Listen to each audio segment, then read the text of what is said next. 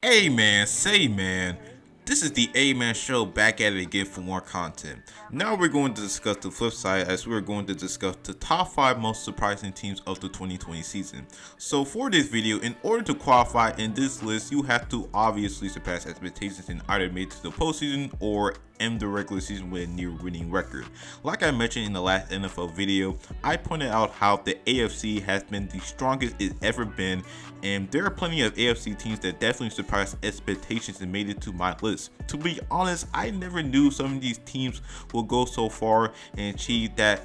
Even myself never even thought they could, but they did. They have proved everyone wrong, and not only they met expectations but surpassed every expectation and had a better winning record and made it to the playoffs. So to cap off the two-part series, we're going to finish off the series by ranking the top 5 most surprising teams of 2020. And before this video starts, make sure y'all go subscribe to my channel for more NBA and NFL content in the future, as the majority of y'all are not subscribed to my channel, so I would appreciate it if y'all subscribe, hit the bell notification, drop a like when the video is finished, all these things that supports my channel. Anyways, Lego. I paid my dues, now I'm a made man. I call my fame, now I'm a made man. You never see me again. I got the juice, now I'm a made man.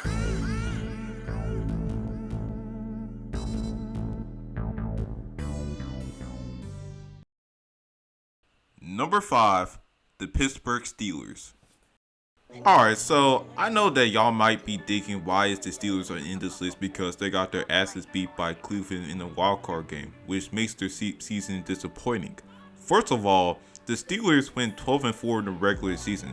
We never thought that the Steelers are going to win that many games in the regular season since they went 8-8 this season prior. Ben Roethlisberger went down with a right elbow injury and missed the remainder of the 2019 season. And not only that, Juju Smith went down with a sprained knee injury and also missed the remainder of that season. The most ironic thing is that the Steelers had an 8-8 record, even though they had a pretty trash offense, but the defense were holding teams to below 20 points that year. The defense were ferocious, having 5 Pro Bowl level players with TJ Watt leading the way, along with the head coach Mike Tomlin, who's been the main catalyst of how this team went 8-8 despite a subpar offense he has around him. And that season is by far his best year of his coaching career, because the way that he carried this team without 2 of their best players on the offensive side of the ball and still managed to lead this team to almost a playoff appearance, it's kind of crazy how this man's not even a coach of the year. And that Steelers team most definitely took this league to surprise somewhat. The Steelers this year is also a surprise team once again, because since Juju and Roethlisberger came back fully healthy for the start of this year, I still have my doubts about this offense, because although they have a pretty solid receiving core and an elite offensive line, they don't have a running game at all because James Conner is pretty anus, and Roethlisberger just came back to an elbow injury at which is located in his throwing arm, and judging the fact that he's getting up there in age, I thought that Roethlisberger is going to be nowhere near the player that he once was in years past. But yet again, the Steelers surpassed expectations as they were expected to go 10-6 in the regular season, but not only they simply surpassed these expectations, the Steelers will go on to win 11 straight games, literally. After that, the Steelers were looked upon as the team that can potentially go 16-0 and be the team that can actually dethrone Kansas City and win the AFC. They had a great passing game, and that makes up for their trash running game, and obviously the defense were leading the way for this team. The defense got slightly better and established themselves as at least a top 5 to 3 defense in the league. TJ Watt having another remarkable year and is the front runner for defensive player of the year. And during the season, the way they were playing, they were 1 point considered to be the best defense in the NFL in the middle of the season. But in the last 5 games of the year, their play has significantly gone worse, especially their passing game on offense. And defense started to have problems stopping the run, and that is the results in them going 1-4 in the last 5 games of the season. They were losing teams like Washington, Buffalo. They were even losing against the Bengals without Joe Burrow on the field, and then their division rival in the Cleveland Browns, in which they lost to them 2 times. The second game, which is the wildcard game at which they faced, the Steelers in the first half were getting their asses kicked. I mean, halfway through the first quarter, the Browns were up 28-0. The Browns were running the ball through their throats, they were throwing the ball with relative ease. Ben Roethlisberger continues to be underwhelming, and Juju Smith, this is the first game where he ran for over 100 yards and caught 10 receptions, even though he had the whole season to record all of these stats in multiple games. Where was that production during the regular season? Y'all can tell that for the entire season, he focused more on making TikTok videos rather than actually giving them production. Now, the Steelers' future is really uncertain based on the large amount of players entering free agency, but I'm not going to touch on that. That's another discussion for another day. To recap, the Steelers has been one of the most surprising teams in the NFL due to the fact that they overachieved their expected record of this season by going 11 straight games undefeated, which is insane, and were the third seed of the AFC. But the reason why they rank number 5 on this list is simply because of their regressed play in the last 5 games of the regular season, and also getting their asses whipped against the Browns in the wildcard game. Speaking of the Browns, number 4, the Cleveland Browns. The fact that the Browns have not only surpassed expectations by going 11-5 in the tough AFC North, even though their expected record is going 8-8, they really turned this franchise around, and I'm very impressed by how much the Browns has changed this once absolute cursed franchise around. Because do y'all remember that the Browns back then has the longest playoff drought in the NFL? I mean, the Browns were so bad for so long, especially due to the fact that the first round picks they drafted through 1999 to 2007, almost all of them didn't pan out in the NFL. And the Browns will literally have a new starting quarterback every single year. And during the early to mid 2000s, the Browns were won an average of 4 games. That is pitiful. There was one season where the Browns in the 2017 season, they didn't even win a single game. The franchise was such a laughingstock to the point that the former owner and Randy Lerner decided to sell the team in 2012, because throughout the 2000s, they were almost the same trash team as in the 2010s. And the reason why I said almost, because they had a season in 2007 where they won 10 games, shockingly, and made it to the wild card. Fast forward to the upcoming 2019 season, the Browns have acquired all-pro receiver Odell Beckham Jr. in a trade with the Giants to pair with buddy in crime and Jarvis Landry, Baker Mayfield, and emerging Pro Bowl running back in Nick Chubb.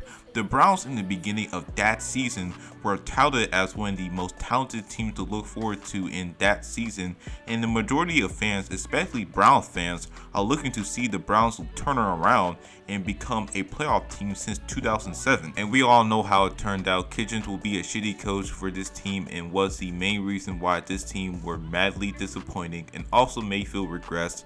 Odell wasn't getting that many targets. Later, Kitchens will get fired as head coach. Fast forward to this year, where the Browns hired new GM Andrew Berry. Following that, he will draft Jedrick Wills in the first round, sign Wyatt Teller and Jack Conklin in free agency, and you have a top 10 or 5 O-line in the league. Although Odell suffered an ACL injury during a game against Cincinnati, it was out for the remainder of the season. The Browns weren't affected by the loss of Odell, even though he was their best receiving option. The Browns will continue to go 5-2 in the last 7 games because their second loss was against their division rival in the Ravens, and they lost by a field goal, but still that game was easily the best of the season. And then against their division rival against the Steelers.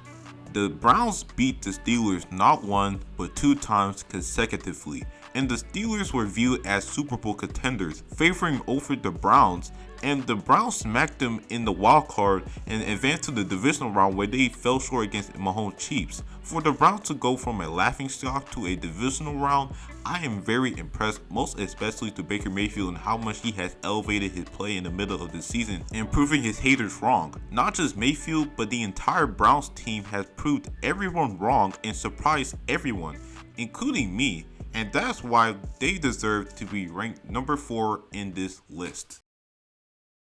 Number 3, the Washington Football Team. I was initially going to put the Browns over Washington, but the way they did in the mid to last games of the regular season, going on a 4-game winning streak and winning their division in NFC East, which has also been the absolute worst division in the league, came out of nowhere and unexpected. Therefore, I gotta put them over the Browns, because even though the Browns has overachieved, it wasn't that much of a surprise given that they were regarded as one of the most talented teams in the league the season prior. and plus it's the Washington organization. Washington in the last half decade has been one of, if not the most dysfunctional organization in the NFL, given the fact that the recent history with the owner of the team in Dan Snyder and all the careless moves of this organization. You can't help but think that this team is comedy itself, especially in the first 5 games of this season, where it's just the usual. They will go 1-5 and be last in the division. Dwayne Haskins will play terribly and later get benched for Alex Smith. Alex Smith will make a miraculous comeback from a horrific injury that saw him almost die from that injury, and once he came back starting week 9 and continues to be the starting quarterback for this team, Washington will go on and win 4 straight games starting week 11. This defense has emerged as a top 10 defense in the NFL, with Chase Young having a defensive rookie of the year season and leading arguably the best D-line in football, if you're telling me, because obviously you had to add in the Rams and the Buccaneers, but still, this relatively young defense is already a borderline elite defense, and not mentioning their weapons on offense, as Terry McLaurin is one of the most underrated receivers in the NFL, as he is one of the league's biggest deep threats due to his sound footwork and route running, and also adding Antonio Gibson into the mix, who surprisingly rushed for double-digit touchdowns while averaging 4.7 yards per carry, and he is only a rookie and also underrated as hell, and a very solid offensive line. The way that they competed against the Bucs in the wild card, where Mr. Terrific and Taylor Heineke gave them a huge fight in only his second game starting, despite falling short against Tampa Bay. This Washington football team has surprised the hell out of me, because we never thought that Washington is going to win the division, because my initial team picked to win the division is the Dallas Cowboys, and we all know how it turned out. And by the way, if y'all haven't already, y'all go check out my 5 most disappointing teams in the 2020 season. Link is in the upper right corner. Anyways, the way that Washington finished the regular season has been impressive, beating the 12-4 Steelers, smacked the fuck out of their division rival in the Dallas Cowboys on Thanksgiving Day, and also against Philly. The Washington football team deserves to be ranked number 3 in my list, and talking about the future of this team, they're for sure a quarterback away to compete in the NFC, let alone being a dark horse Super Bowl contender. Number 2, the Miami Dolphins. It's unusual to see the Dolphins go 10-6 in the regular season and then not make the playoffs. That shows how tough the AFC is. A team like the Dolphins win 10 games and then not make the playoffs. The Miami Dolphins are one of the best teams in league history to win 10 games and not make the playoffs, and they should have that recognition. The Dolphins in the season prior were subpar on both sides of the ball. During the beginning of that year, Josh Rosen has not only been fucking anus in the games he has started in, but he was holding the team back and got released during the middle of the season. If you really look at the team collectively, they look like a team that is only going to win 3 games in hindsight.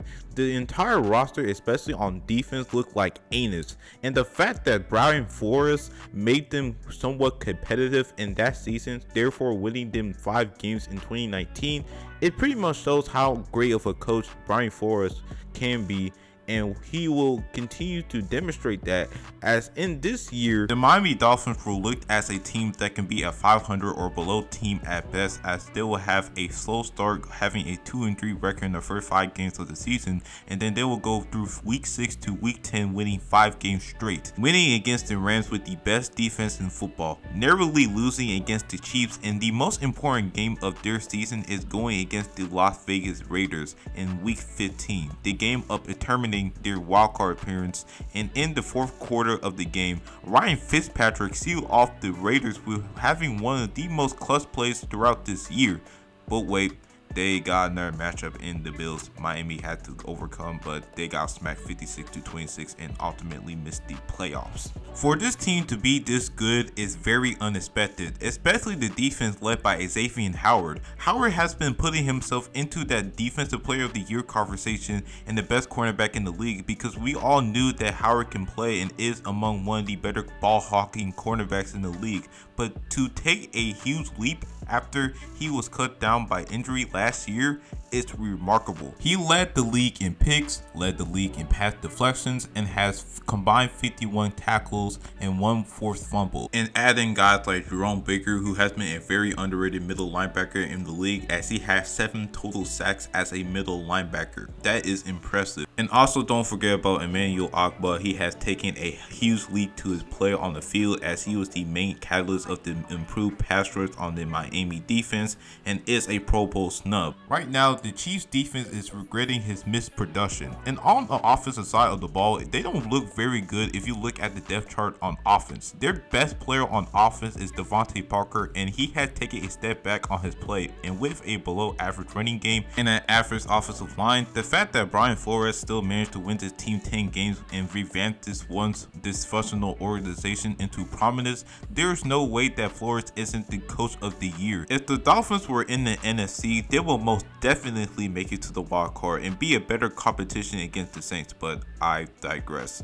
The entire squad is young and shows immense potential, and eventually they're going to be the team that can become a Super Bowl contender sooner or later. They're just a receiver and a quarterback if Tua improves right away from competing in the Super Bowl.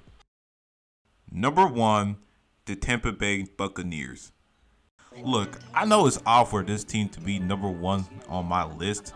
Tampa Bay was expected to be a playoff team at best and met expectations in this season. However, there were doubts about this team, mostly Tom Brady and how him and Bruce Arians are going to figure things out on the offense at Tampa.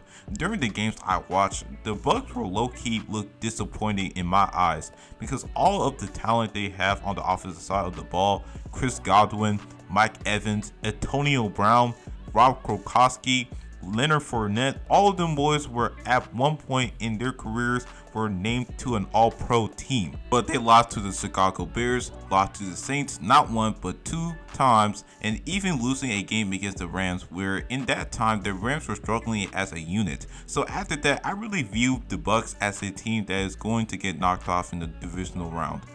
Boy, I was wrong. I never knew that the Bucs, as a 5th seed in the NFC, has outplayed the heavily favored Saints, with Brady outplaying Breeze and then shockingly outduel the number 1 seed Packers in the conference championship. The Bucs defense has done way more damage to the Packers than the Rams, and that is saying a lot because the Rams were looked upon as the undisputed best defense in the postseason. In the third quarter, the Bucs were up 28-10 against the Packers, and I don't care what y'all say about the missed calls favoring the Packers. The Packers choked, period. Aaron Rodgers included, and obviously the defense. What the Bucs did, including the defense and other offensive players such as Leonard Fournette, who has been a big contributor in the Bucs playoff run, Devin White being a dog on defense, and most importantly, looking at what Tom Brady has done in this season, being looked upon as an underdog. Being as old as he is was viewed as someone who is a shell of his former self. Therefore, he's not able to win and or appear in a Super Bowl without Bill Belichick. Tampa Bay has knocked off the number 1 and 2 team in the conference in the playoffs and advanced to Super Bowl 55. And I'm taking that feat over any team in my list, and hopefully y'all will agree with me on that. We've seen Cinderella runs before, like the Tennessee Titans just last year, and then earlier you got the New York Giants, who the Giants won 2 Super Bowls in a Cinderella run between 2006 to 2013, and they're the only team to achieve that feat. If Tampa beats the Chiefs with the best player in the league in Patty Mahomes and a very dynamic core around him, even though it's extremely unlikely, but if the Bucs do it, then the Bucs and the Giants will be the only Cinderella teams that beat a team that is considered the best in the league and won a Super Bowl. And obviously, I don't want the Bucs to win, most importantly Brady, because he won enough. His victory over the Packers already solidified himself as the undisputed GOAT. But anyways, the way that Tom Brady and the Bucs has worked things out, and most importantly how far they went in the postseason, there is no reason why the Tampa Bay Buccaneers are number 1 on my list. And thank you for watching. Make sure y'all subscribe and turn on post notifications so y'all don't miss a video. My goal is to hit 100 subscribers by the end of March, so I would appreciate it if y'all subscribe, give this video a like, and click on the bell on the right hand corner. All of these things that supports my growth in my channel. And that always, guys, this is the A-Man Show, signing out.